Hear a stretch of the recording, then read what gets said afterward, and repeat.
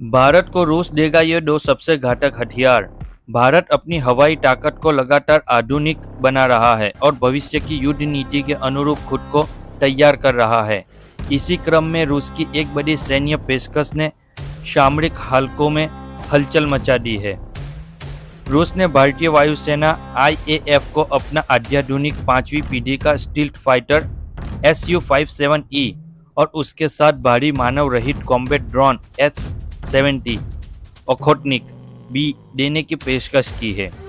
यह कॉम्बिनेशन न केवल भारत की वायु शक्ति को कई गुना बढ़ा सकता है, बल्कि भविष्य के युद्धों की दिशा भी तय कर सकता है।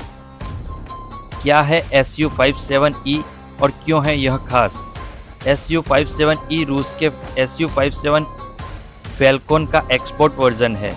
यह एक twin engine multi role stealth fighter है, जिसे हवा में श्रेष्ठता पाने की जमीनी और हवाई लक्ष्यों पर सटीक हमले करने और इलेक्ट्रॉनिक युद्ध में दक्षता के लिए डिज़ाइन किया गया है। इसकी कुछ प्रमुख विशेषताएं हैं। रडार से बचने की उच्च क्षमता, बिना आफ्टरबर्न के सुपरसोनिक फ्लाइट, अत्याधुनिक मल्टी टारगेट ट्रैकिंग क्षमता, नेटवर्क सेंटरिंग युद्ध प्रणाली। ओखोटनिक बी हवा में अदृश्य हमला।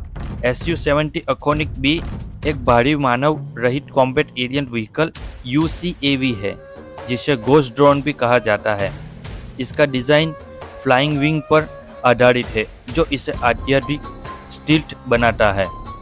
इसकी खासियत है 20 टन वजन और 20 मीटर विंगस्पैन, स्टील्थ कोटिंग्स और कंपोजिट मटेरियल का इस्तेमाल, दीर्घकालीन उड़ान क्षमता और भारी हथियारों का संचालन। Su-57E के साथ नेटवर्क लिंकिंग क्षमता।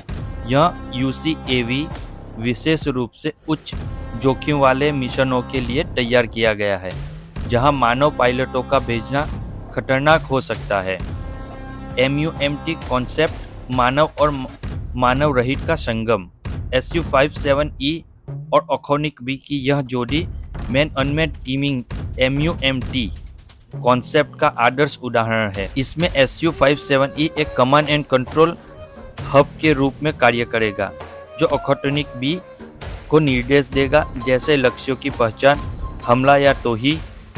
इससे जोखिम वाले क्षेत्रों में बिना पायलट के मिशन पूरे किए जा सकते हैं। दुश्मन की डिफेंस को चकमा देने का आसान होगा। रियल टाइम इंटेलिजेंस और स्ट्राइक क्षमता बढ़ेगी।